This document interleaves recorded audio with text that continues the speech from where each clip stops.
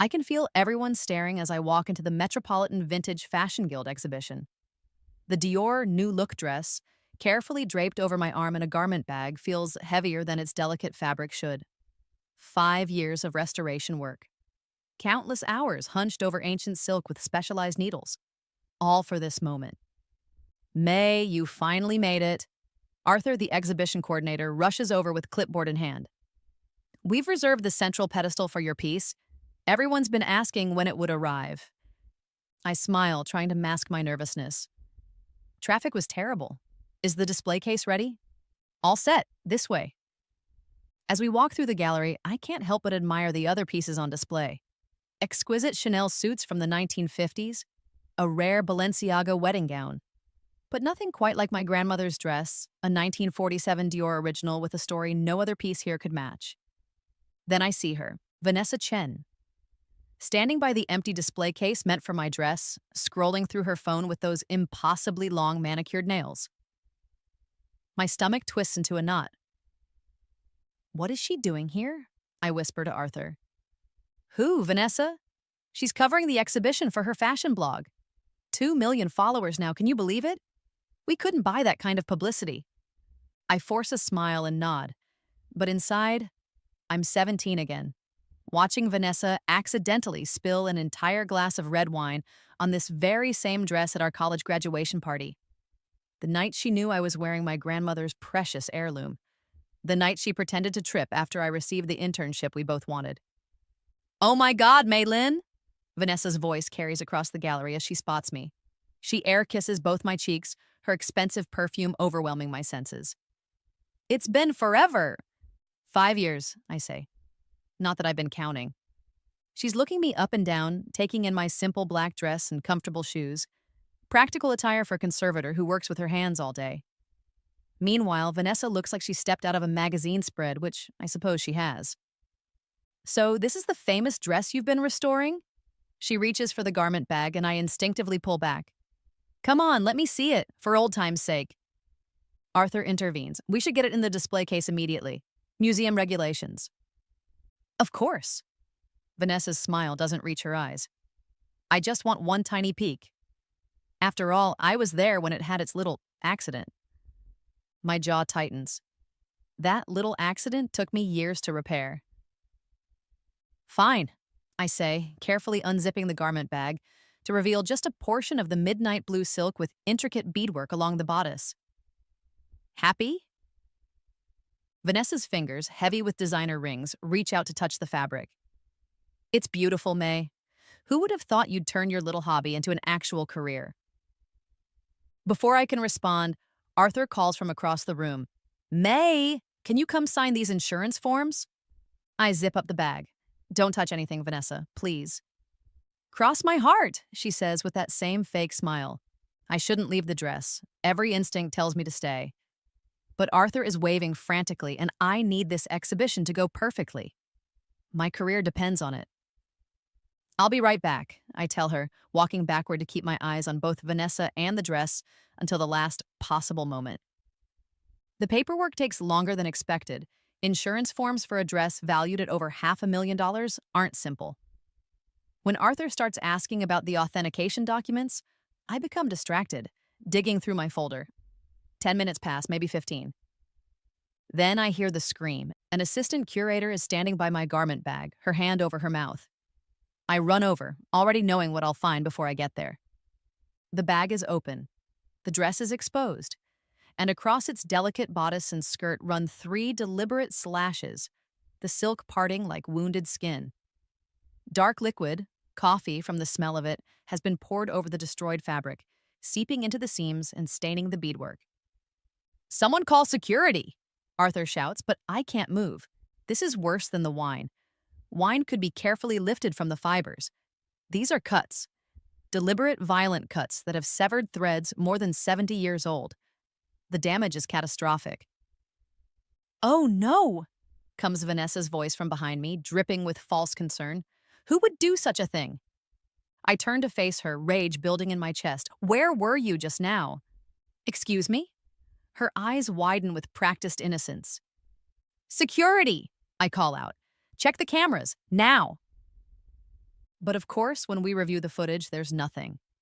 A technical glitch caused the cameras to stop recording for exactly 17 minutes, the precise window when someone destroyed my life's work. I'm so sorry, May, Arthur says as security packs up the ruined dress. The insurance will cover the value, of course, but I know that's not the point. No, I say quietly, it's not. As I leave the gallery, clutching the garment bag with my ruined treasure inside, my phone buzzes with a text. Unknown number, but I know who it's from before I even read it. Some vintage things are better left in the past, don't you think? My apartment feels smaller tonight. The dress is spread across my work table under the bright conservation lights, and it looks even worse than it did at the gallery. The slashes are precise. Someone used sharp fabric scissors or a razor. The coffee has already set into the fibers, impossible to remove completely now that hours have passed. I sink into my chair and stare at it. 5 years of work, gone. And for what? Because Vanessa Chen still can't stand that I have actual talent while she has… what? Money?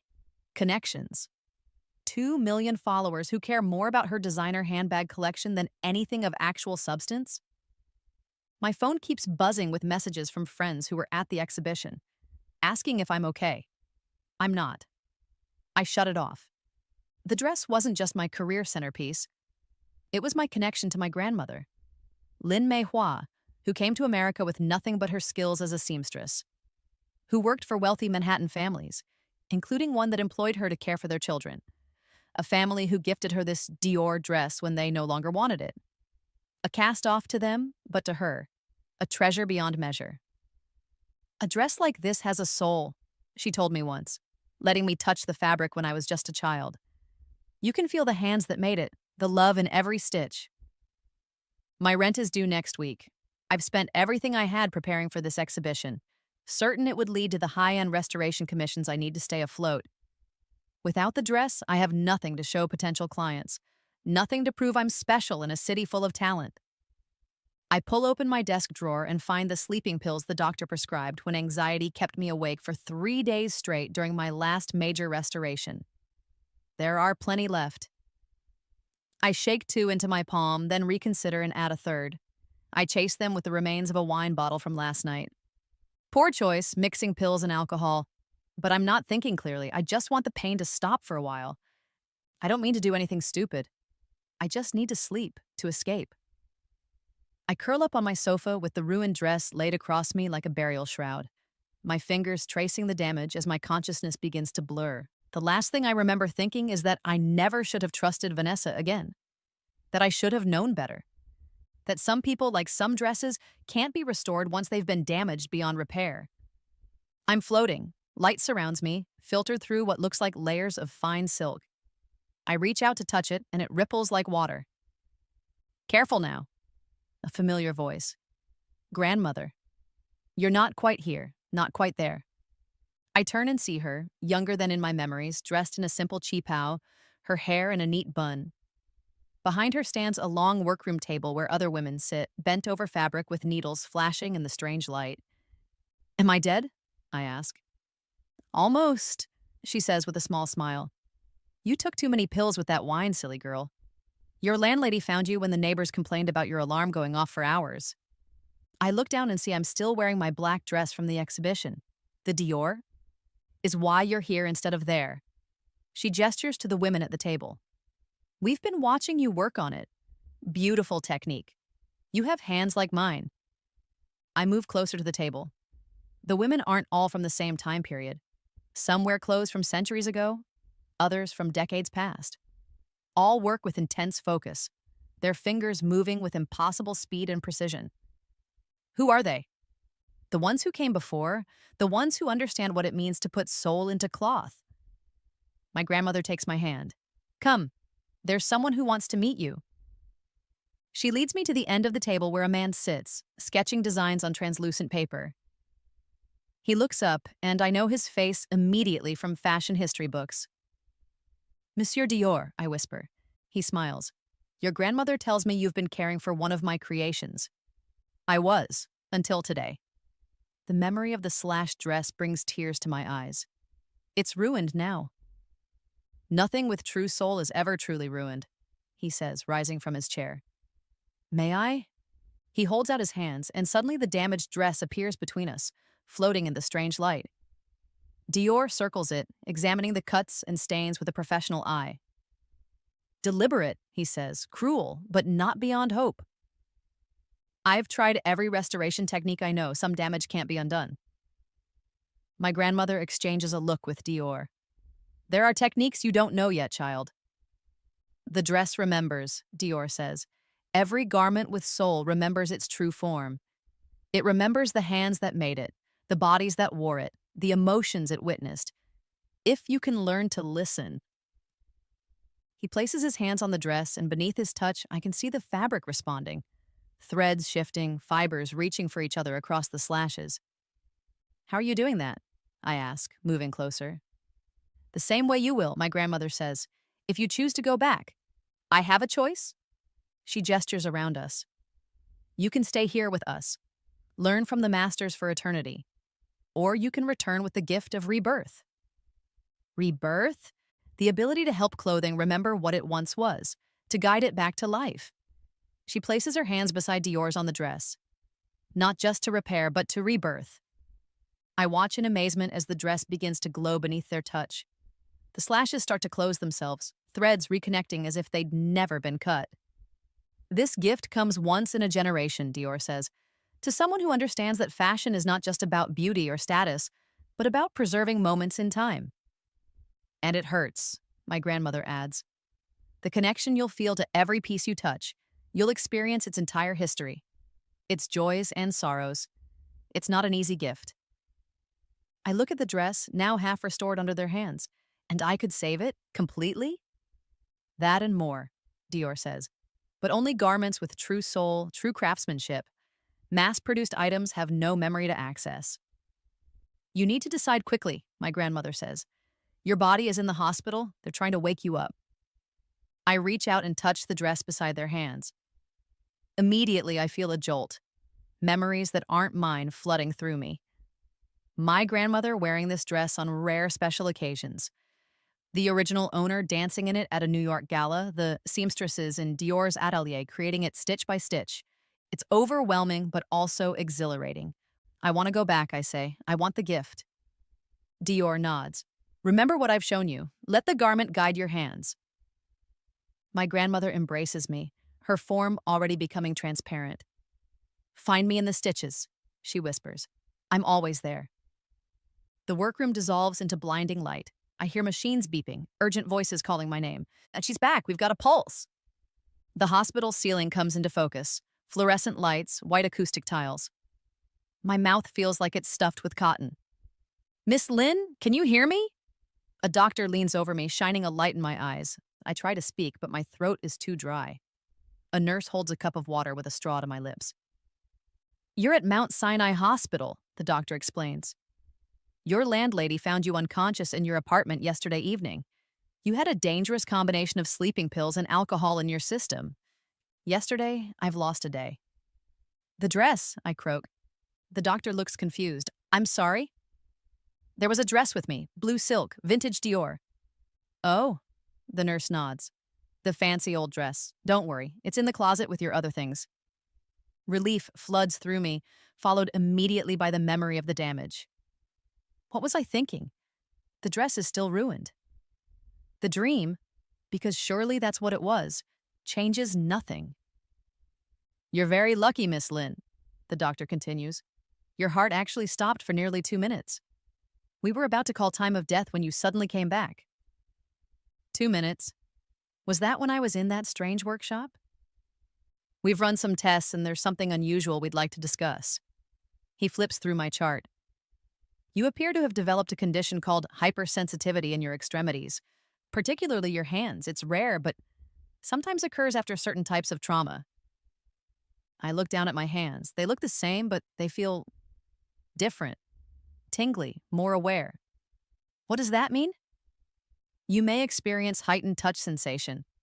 Some patients report being able to detect subtle texture variations that most people can't perceive. It's not dangerous, just unusual. The nurse helps me sit up. Is there someone we should call for you, dear? Family? Friends? I shake my head. My parents are back in Taiwan, and I don't want to worry them. As for friends, the one person I might have called once is the reason I'm here. They discharged me that afternoon with strict instructions to follow up with my regular doctor and a referral to a therapist. I take a taxi home, clutching the garment bag that contains the ruined dress. My apartment is exactly as I left it, except for a note from my landlady on the coffee table. Called 911 when I heard your alarm. Left spare key with super. Get help. Mrs. K. I drop my hospital paperwork on the table and immediately take the dress to my workstation. Under the bright conservation lights, I carefully remove it from the bag. The damage is still there, slashes across the bodice, coffee stains on the skirt. But as soon as my fingers touch the fabric, something extraordinary happens. Images flood my mind, clearer than in the dream. I see my grandmother receiving the dress from her employer in 1960. I feel her disbelief, her joy. I see her carefully storing it, only wearing it twice. Once for a community celebration, once for my mother's wedding. I feel the pride she took in owning something so beautiful, more than images, emotions. The happiness the dress witnessed, the careful hands that created it, the celebration when it was first unveiled at Dior's showing.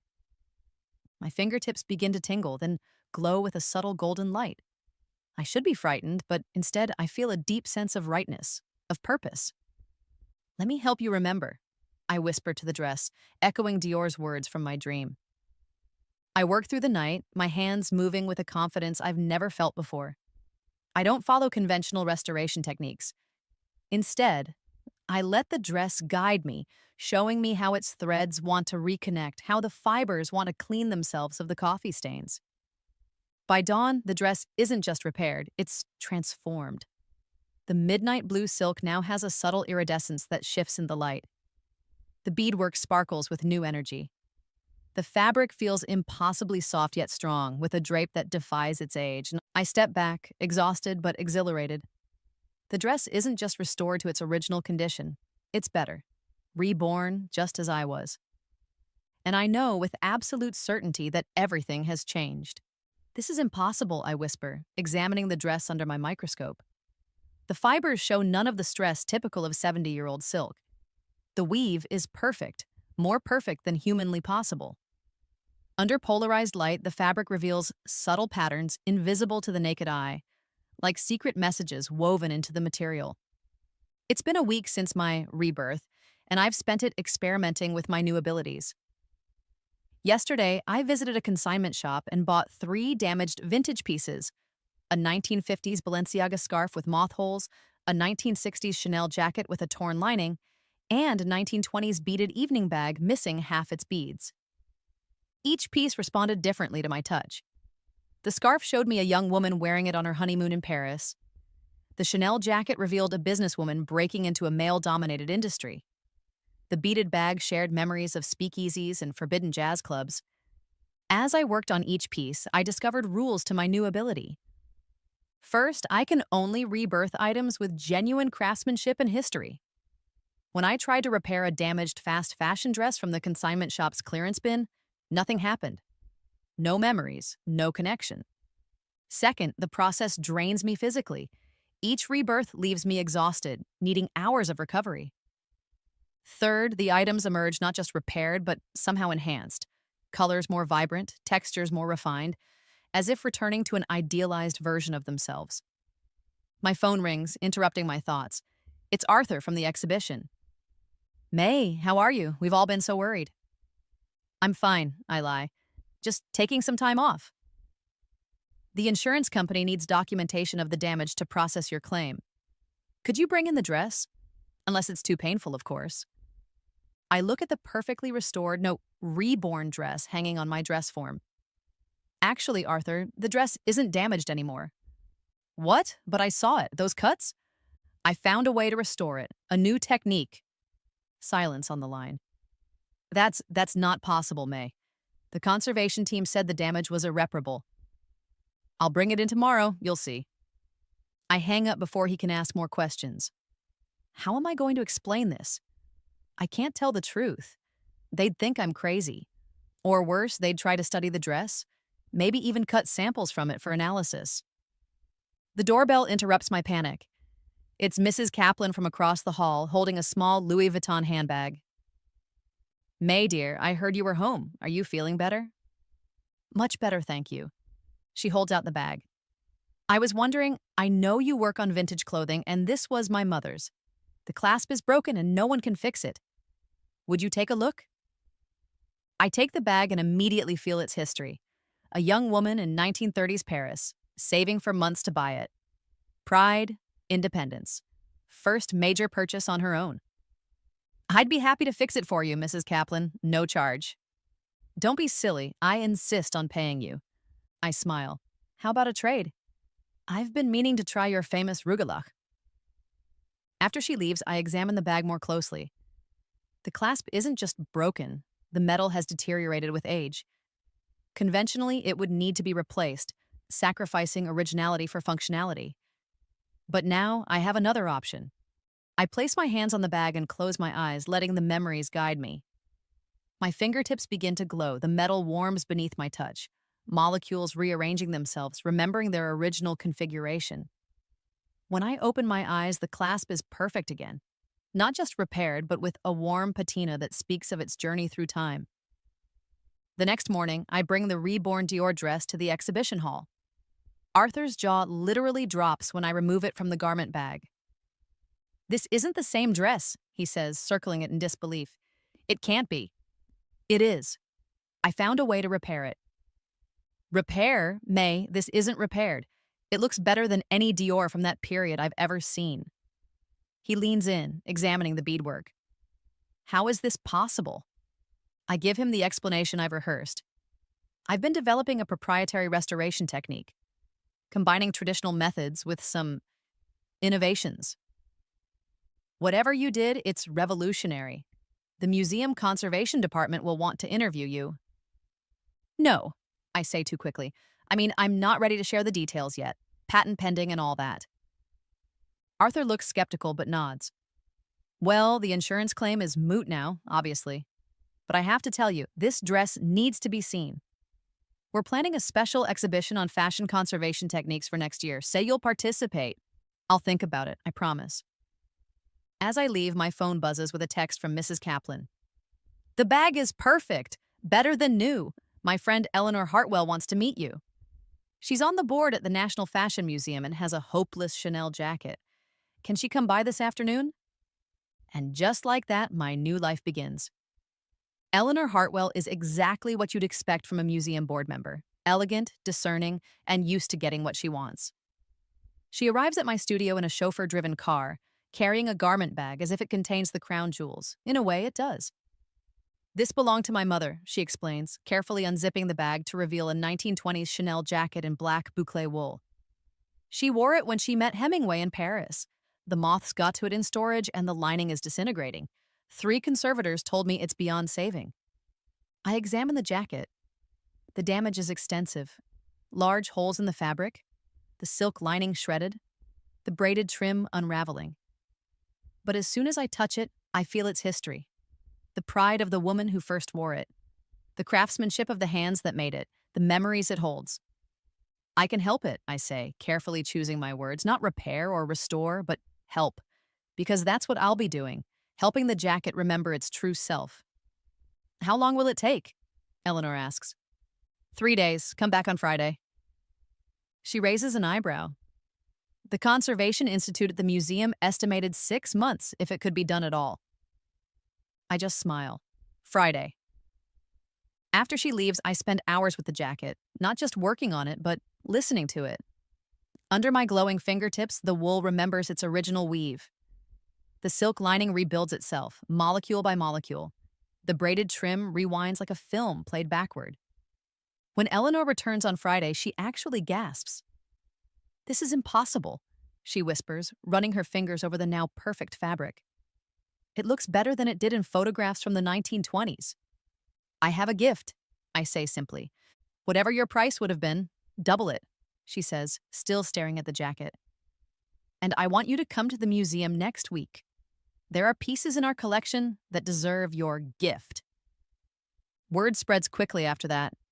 Eleanor introduces me to private collectors with impossible restoration projects. Each success builds my reputation. My waiting list grows. I move from my cramped apartment to a proper studio in Chelsea with northern light and enough space for my growing collection of specialized tools, though it's my hands that do the real work now. I establish strict rules for myself. I only rebirth items with genuine history and craftsmanship. I never create fakes or replicas. I honor the original design and materials, even as I enhance them. The money starts flowing in. Wealthy clients pay astronomical sums for my services. Museums commission me for their most precious pieces. Fashion houses consult me on their archives. Through it all, I keep the reborn Dior dress in my studio, displayed on a form behind glass. It's my talisman, my reminder of how this all began. I've turned down offers for it, one reaching $900,000 from a private collector in Japan. It's not for sale, not yet. One evening, as I'm closing up the studio, I get a text from Eleanor. Turn on NY Style channel now. Someone you know. I pull up the live stream on my tablet. It's Vanessa, doing a special on luxury condominiums in Manhattan. She's standing in a sleek, minimalist space with floor-to-ceiling windows overlooking Central Park. And this is the living room of my new home, she's saying, gesturing around the space with practiced elegance. I believe in investing in real estate rather than just fashion, though of course I do both. The camera pans to show her extensive closet filled with designer labels. My collection is curated much like my social media presence, only the best makes the cut. I feel a strange mix of emotions watching her. Anger, certainly, but also pity. Every piece in her closet is new, mass-produced luxury. Nothing with real history or soul. Nothing that would respond to my touch, just empty status symbols. Eleanor texts again. Her condo was featured in last month's Architectural Digest. $2.3 million for 1,100 square feet. More money than sense.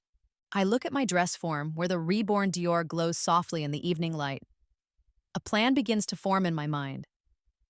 The next day, I call Arthur at the Metropolitan Vintage Fashion Guild. Remember that exhibition on conservation you mentioned? I'm ready to participate, and I want the Dior to be the centerpiece. Wonderful, but I should tell you, the exhibition has evolved. It's now going to culminate in an auction to benefit the Guild's conservation department. Would you consider consigning the dress? I smile to myself. Actually, that sounds perfect. The call comes 3 weeks before the auction. Unknown number. Mei Lin, it's Vanessa Chen. My hand tightens around the phone. How did you get this number? Please, you're the talk of the vintage fashion world. Everyone's talking about your miracle restorations. Her voice has that false sweetness I remember too well. I'm calling about the auction. I'm covering it for Vogue now, not just my blog. Congratulations, I say flatly. I'd love to do a special feature on you in the Dior dress. Before and after photos, the story of how you salvaged it after that terrible accident at the exhibition. You mean after someone deliberately destroyed it? A pause. Well, no one knows who did that. Such a shame the security cameras malfunctioned. My free hand clenches into a fist. What do you want, Vanessa? Just an exclusive. We were friends once, weren't we? And now we're both successful in our own ways.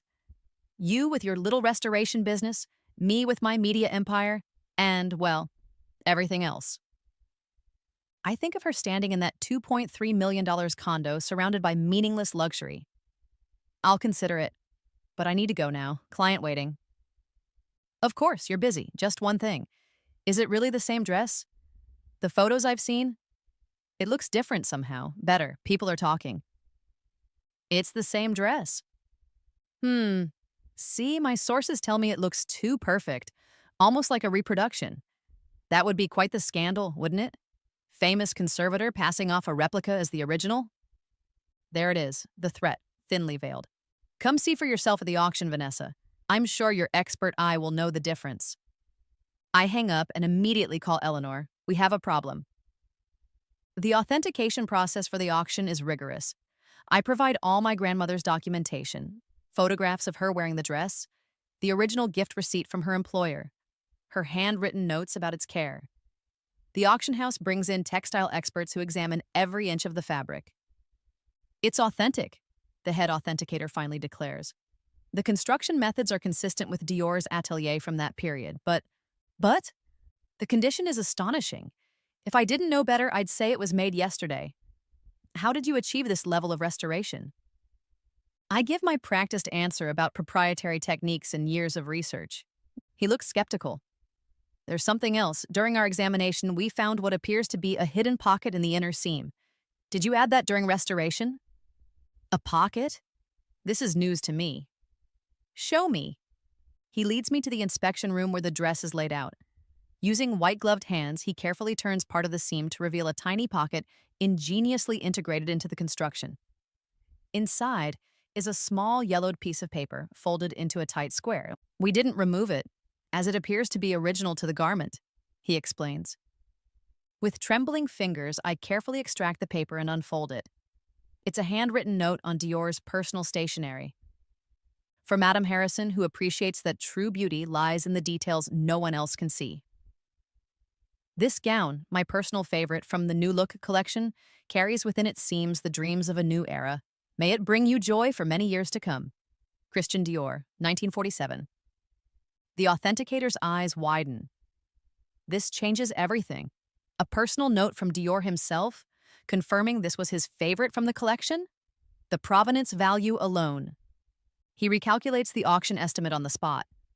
What was previously valued at $500,000, $700,000 now jumps to $1 million. $1,500,000. And I think of my grandmother, who probably never knew this note was hidden in the dress when she received it as a hand-me-down. Of Vanessa, who tried to destroy something priceless out of petty jealousy. Of my own journey from restoration to rebirth. That evening, my phone rings again. Vanessa, I hear there's been a fascinating discovery about your dress. Her voice is tight with forced casualness. News travels fast. So now you're claiming it contains a personal note from Christian Dior? How convenient. Almost as if it appeared right when questions were being raised about its authenticity. The auction house found it, not me. They've already verified it's authentic. A pause. Let me write about this, May. Exclusive access. I'll make it a cover story. Why would I do that after what you did? I don't know what you're talking about, but her voice has lost its confidence. Think about it, May. I can make you famous. Or I can raise questions. It's your choice. After she hangs up, I sit for a long time, staring at my hands. The hands that brought the dress back from destruction. The hands that discovered their own power through an act meant to destroy me. I text Eleanor. She's getting desperate. Good. The response comes immediately. Security is in place for the auction. No one touches the dress but authorized personnel. We're ready. The night before the auction, I can't sleep. I go to my studio and stand before the dress, now carefully packed for transport to the auction house in the morning.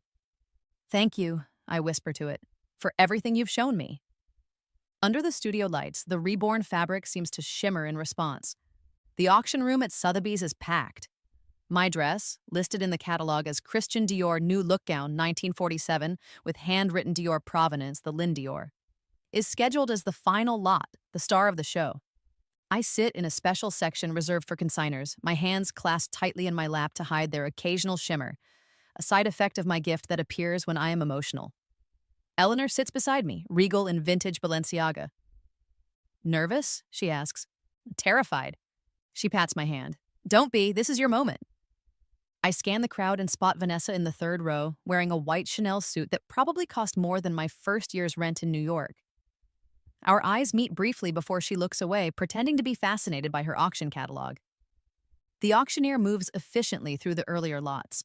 Important pieces, certainly, but I barely register them. My attention is fixed on the illuminated display case at the side of the stage where my dress waits, glowing under perfectly positioned spotlights. And now, ladies and gentlemen, our final lot of the evening. The auctioneer's voice shifts, becoming more reverent. Lot 42, the Lynn Dior, a 1947 New Look evening gown personally selected by Christian Dior as his favorite from the collection, with original handwritten provenance. A collective murmur ripples through the room as images of the dress appear on screens around the auction hall. Photographs from my grandmother's collection, the discovery of the hidden note, and finally, the dress as it appears today, reborn to impossible perfection. As you may know, this extraordinary piece survived a deliberate act of vandalism last year, only to be restored to a condition that our experts call unprecedented in textile conservation. We'll start the bidding at $500,000. A forest of paddles rises immediately. $600,000 on my left, $700,000 from the gentleman in the back, $800,000 from our online bidder in Tokyo. The price climbs rapidly. $900,000, $1 million. The paddles start to lower as bidders drop out. I glance at Vanessa. She's not bidding, of course. Even she can't afford these amounts. But her face is a fascinating study in conflicting emotions. Shock, anger, disbelief. She catches me looking and forces her features into a neutral expression. $1.2 million from the lady in front. $1.3 million on the phone. Eleanor squeezes my hand. The phone bidder is from the Costume Institute, she whispers. The online bidder is a private collector who's been buying up major Dior pieces for years. The battle narrows to 3 bidders: the Costume Institute, the online collector, and a slender woman in the front row who bids with calm determination. $1.5 million on the phone, $1.6 million online, $1.7 million to the lady in front. The room has gone completely silent except for the auctioneer's voice and the occasional gasp when a new bid comes in. $1.8 million on the phone, $1.9 million online. The woman in front hesitates, then raises her paddle again. $2 million. Whispers erupt around the room. This is now the highest price ever paid for a Dior piece at auction. $2.1 million on the phone. The online bidder drops out. It's down to the phone and the woman in front. $2.2 million, the woman counters. A pause from the phone. The auctioneer waits, tension building. $2.3 million on the phone. The exact price of Vanessa's condo. I feel a strange sense of cosmic balance. $2.4 million, the woman says without hesitation. Another pause. The auctioneer looks to the phone bank where a representative is listening intently. The bidder on the phone is out. We have $2.4 million from the lady in front. Going once, going twice. The gavel falls with a decisive crack. Sold for $2.4 million to bidder number 27. Applause erupts. Cameras flash. I sit frozen, unable to process the number. More than triple the high estimate. A record-breaking price. More than Vanessa's precious condo. The woman who won the bidding turns slightly, and I recognize her now. Grace Wu, director of the National Fashion Museum. She catches my eye and gives me a small nod. Eleanor leans over. Congratulations, dear, you've just made history. I look for Vanessa, but her seat is empty. She's gone. After the auction, there's a reception for the highest value consigners. I'm surrounded by well-wishers, collectors, museum curators. Grace Wu approaches with a glass of champagne for me. That was quite spectacular, she says. I hope you don't mind that we were bidding against ourselves at the end. What do you mean? She smiles. The phone bidder was also representing the museum. Eleanor suggested we create a bit of drama for the final lot. Good for publicity. I look at Eleanor, who winks at me from across the room. She planned this, orchestrated the record-breaking sale to ensure maximum attention. The dress will be the centerpiece of our new exhibition on textile conservation and rebirth, Grace continues, and we'd like you to be our guest curator. I'd be honored. Excellent. We'll also need your expertise on several pieces in our collection that could use your special touch. As she walks away, I feel a presence behind me. I turn to find Vanessa, her white suit immaculate, but her composure decidedly not. Quite the show, she says, her voice tight. I suppose congratulations are in order. Thank you. I take a sip of champagne, savoring the moment. I'm surprised you're still here. I thought you left. I needed some air. Her smile is brittle. $2.4 million. For a dress that was trash a year ago, it's unbelievable. Some things have value beyond what we can see on the surface. Please, she rolls her eyes. It's a dress. A very old dress that someone rich is now going to lock in a climate-controlled display case. It's more than that. It's history, craftsmanship, art. It's luck. You got lucky. Her voice drops to a whisper. We both know what that dress looked like after the exhibition. No restoration technique in the world could have fixed those cuts. I meet her gaze steadily. Are you admitting you're the one who destroyed it? I'm not admitting anything. She glances around to make sure no one is listening. But whoever did it had every reason to think that dress was finished, that you were finished. Well, they were wrong. I place my empty glass on a passing server's tray and about both. How did you do it, May? What's your secret? There's something desperate in her eyes now. I could promote it, make you even more famous.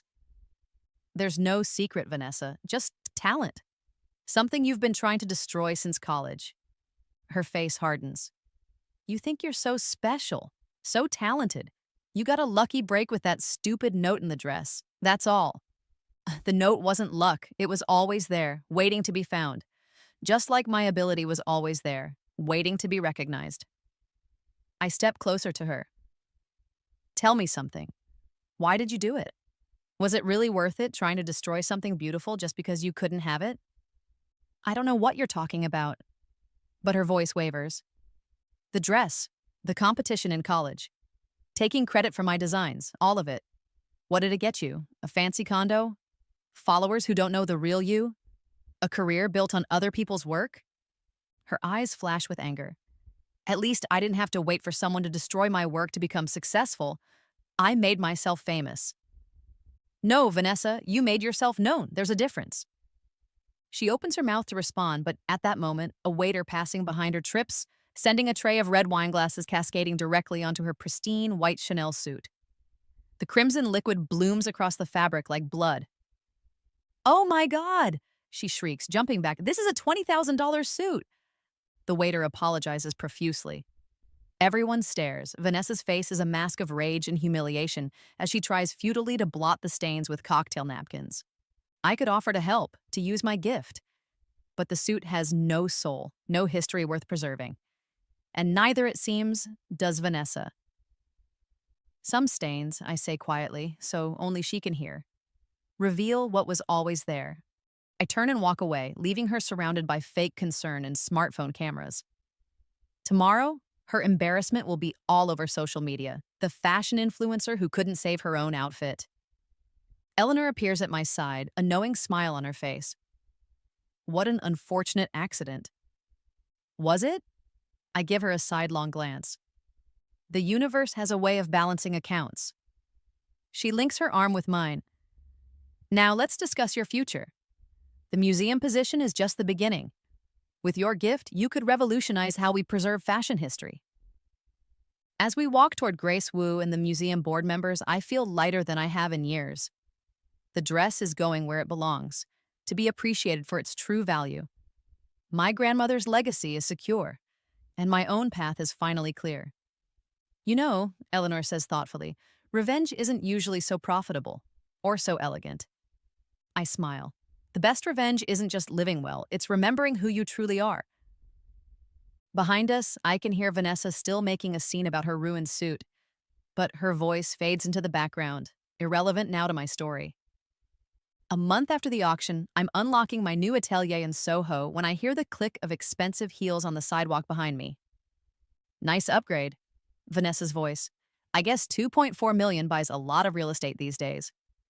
I turn to face her. She looks different. Thinner, with dark circles under her eyes, poorly concealed by expensive makeup. Her social media empire has taken some hits since the auction. The wine incident went viral, of course, but worse for her, fashion insiders started questioning her expertise after she published a scathing article suggesting my dress was fake, only to be publicly corrected by the National Fashion Museum and 3 independent authenticators. I didn't spend the money on real estate, I say, pushing the door open. Come in if you want to talk. I have work to do. She hesitates, then follows me into the bright, airy space. My new studio is everything I've ever dreamed of. North-facing windows, custom workstations, climate-controlled storage for delicate pieces. Through an archway, students prepare for the day's restoration workshop, part of the educational program I've established with my auction proceeds. Wow, playing teacher now? There's less venom in her voice than I expected. She sounds almost curious. Sharing knowledge. There aren't many people preserving these techniques. I set my bag down on my primary workstation. What do you want, Vanessa? Another chance to accuse me of faking the dress? She walks to the display case where I keep my current projects. A 1930s Schiaparelli jacket with surrealist buttons, waiting for rebirth. I want to know how you did it. Did what? Fixed the dress. Made it better than new. She turns to face me. I know what I did to it, May. I know how bad the damage was. So, here it is. Finally, a confession. Why did you do it? She looks away.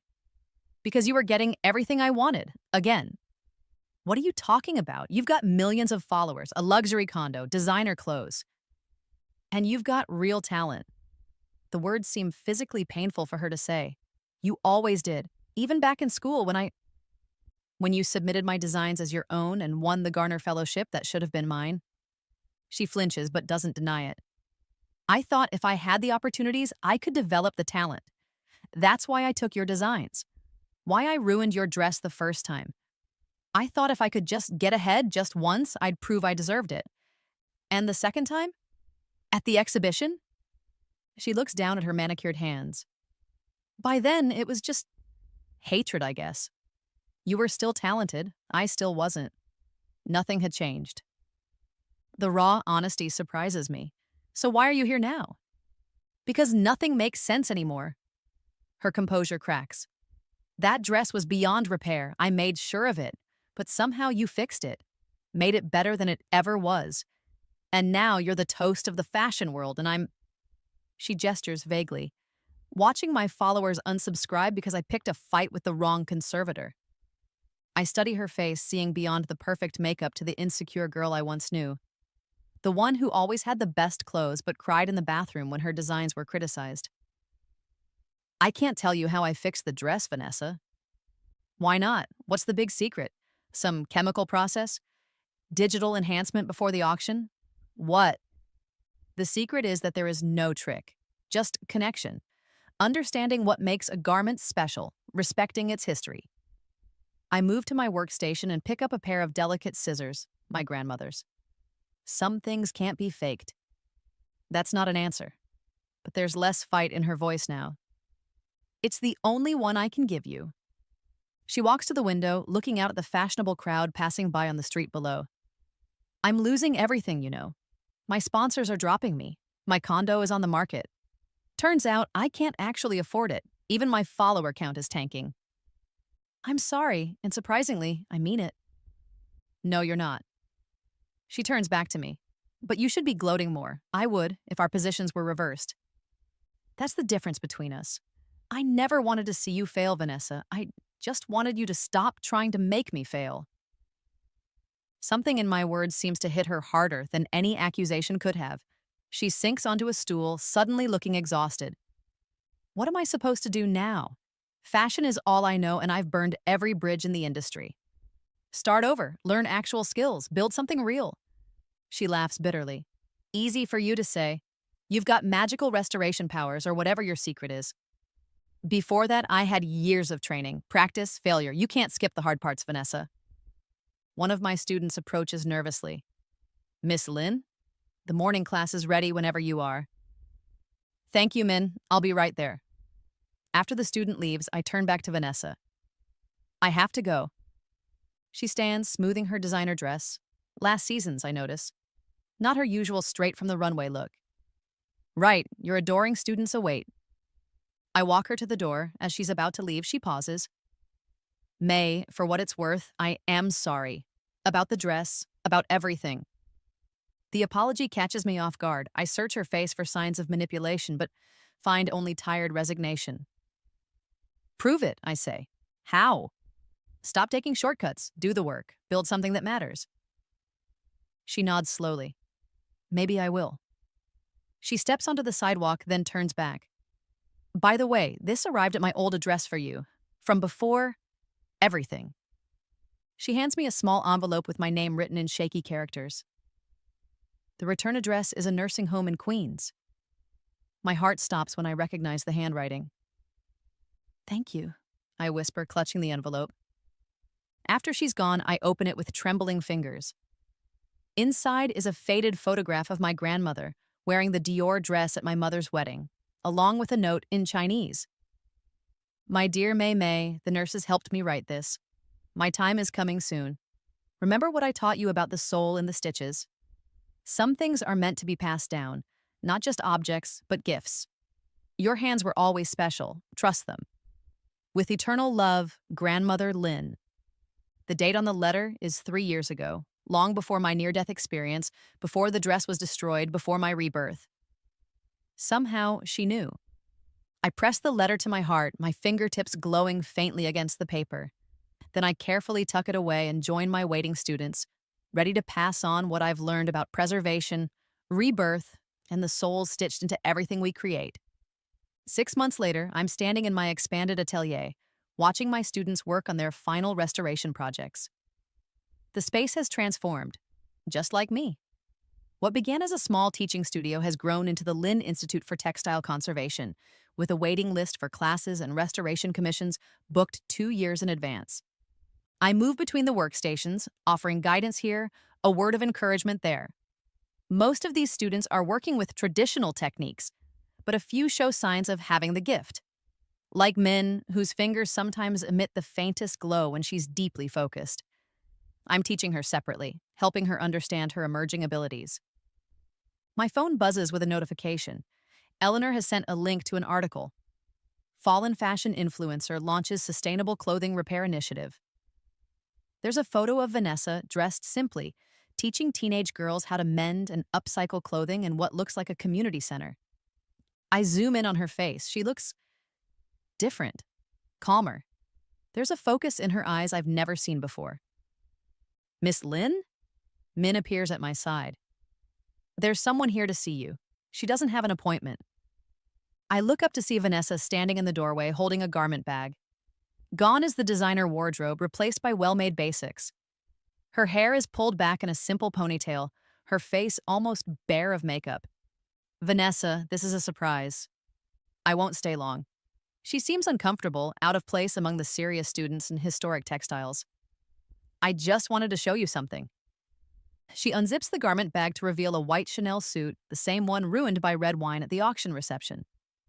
I've been working on it for months, following traditional techniques like you said, doing the work. I examine her restoration. It's not perfect. There are still faint shadows where the wine stained deepest, but the craftsmanship is impressive for a beginner. Neat, precise stitches. Patience in the details. You did this yourself? She nods. Every stitch, no shortcuts. It's good work. It's not magic like yours, she says with a small smile, but it's honest. I touch the fabric, feeling for its energy. There's something there now, not just the empty status of a luxury label, but the imprint of hours of careful work, of learning, of humility. I started a program, she continues, teaching basic repair skills to girls in underserved communities. Turns out I'm not terrible at teaching. She shrugs. Who knew? I'm glad, Vanessa, really. She hands me a flyer for her program. Restitched Fashion Repair for the Future. At the bottom is a note. All materials and equipment donated by the Vanessa Chen Foundation. Your foundation.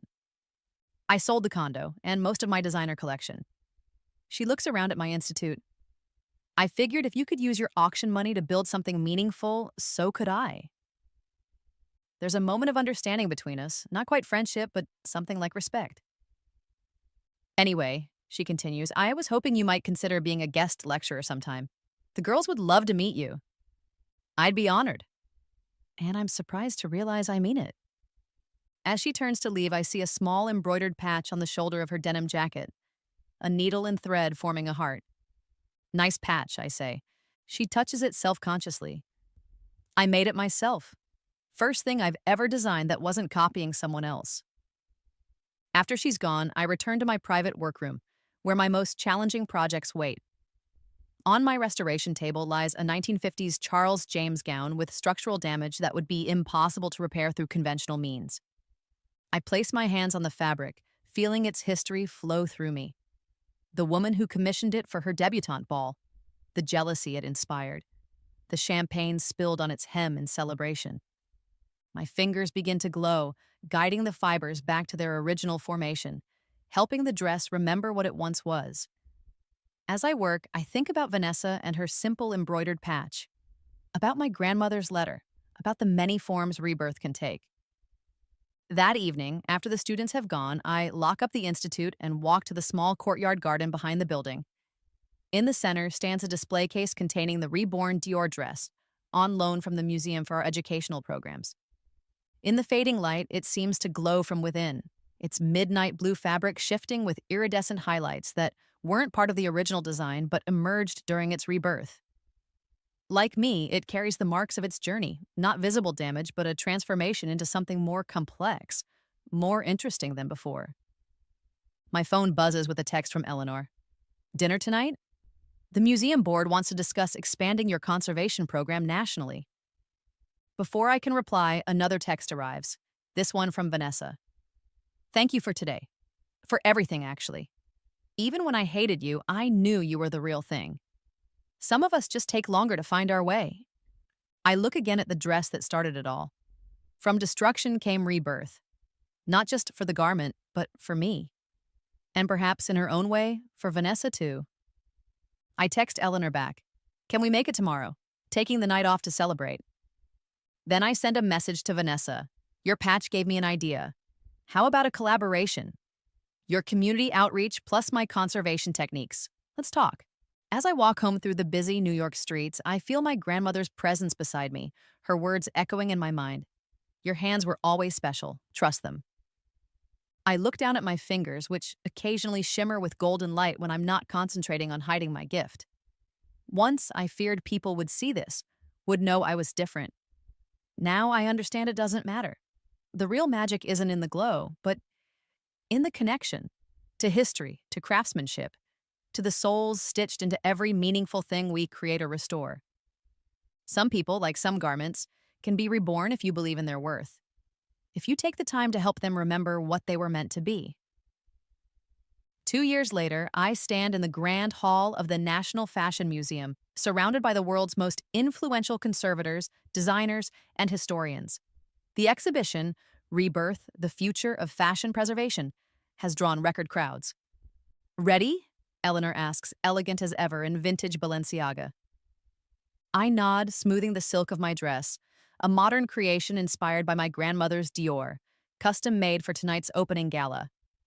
The museum director taps her glass for attention. Ladies and gentlemen, it gives me great pleasure to introduce the visionary behind tonight's exhibition, the woman who has revolutionized how we think about fashion conservation, Mei Lin. Applause fills the hall as I step onto the small platform. Cameras flash, I spot familiar faces in the crowd, my students, now colleagues. Grace Wu from the museum board, even Vanessa standing quietly in the back, her restitched program logo pinned to her blazer. Thank you all for coming tonight, I begin. This exhibition represents more than just techniques or methods of conservation. It's about recognizing that fashion is living history, objects that carry within them the stories, emotions, and craftsmanship of those who made and wore them. I gesture to the displays surrounding us, garments from every era, each restored with a combination of traditional techniques and my special touch. Not all were reborn with my gift. I've been selective, using my abilities only on pieces with true soul and significance. 2 years ago, a single dress changed my life, a 1947 Dior New Look gown that belonged to my grandmother. Tonight, I'm thrilled to announce that the Lin Institute, in partnership with the Restitched Foundation, is establishing a scholarship program for young conservators from underrepresented communities. More applause. Vanessa gives me a small nod of acknowledgement from the back. And now, I continue, I invite you to experience the centerpiece of our exhibition, a room we call the Memory of Fabric. The crowd follows as I lead them into a darkened gallery where garments float in specially designed cases, their histories projected around them in light and sound. A wedding dress accompanied by the laughter of the ceremony, a wartime uniform surrounded by images of conflict and courage, a child's christening gown enveloped in lullabies.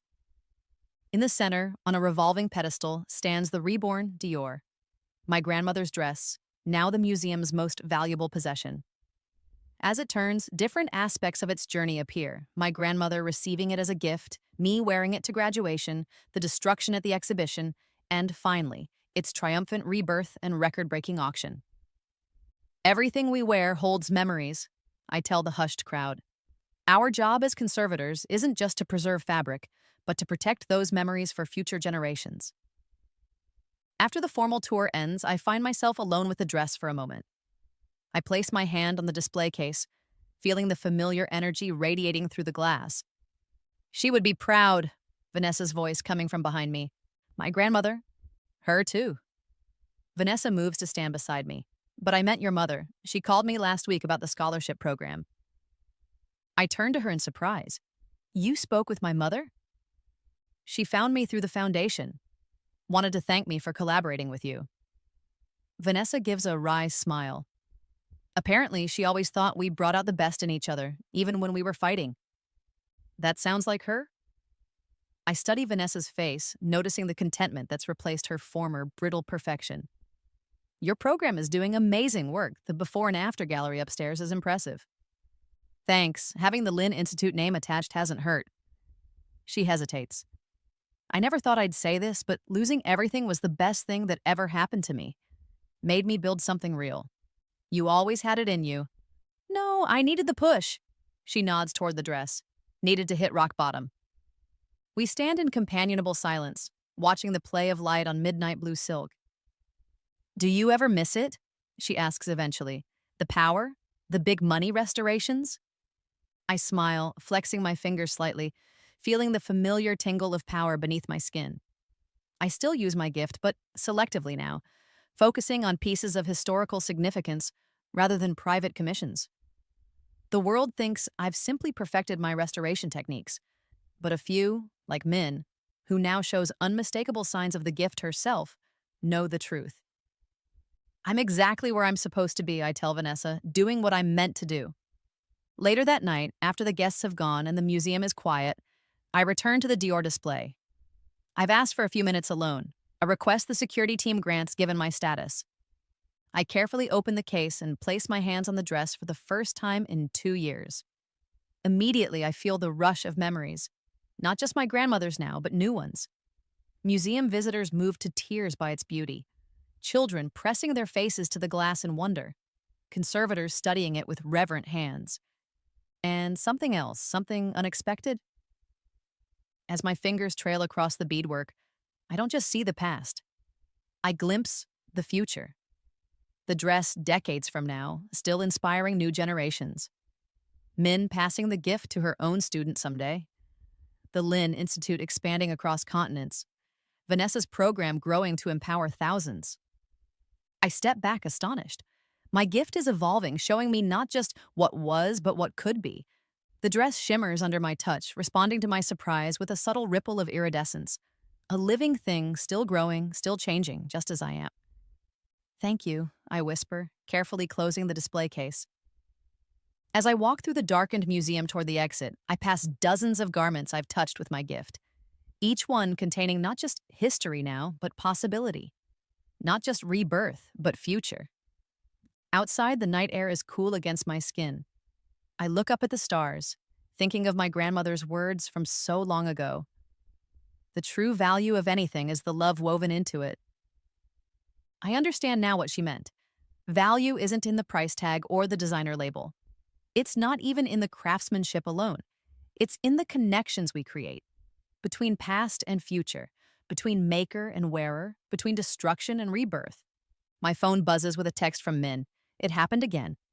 My hands glowed while working on the Balenciaga. What does it mean? I smile as I type my response. It means you're ready. Come by tomorrow. There's so much more to show you. I slip my phone back into my pocket, my fingertips shimmering briefly in the darkness. Some gifts are meant to be passed down, their value growing with each generation. Just like the most precious garments, becoming more beautiful, more significant with time. And not despite their damage, but because of how they've been reborn.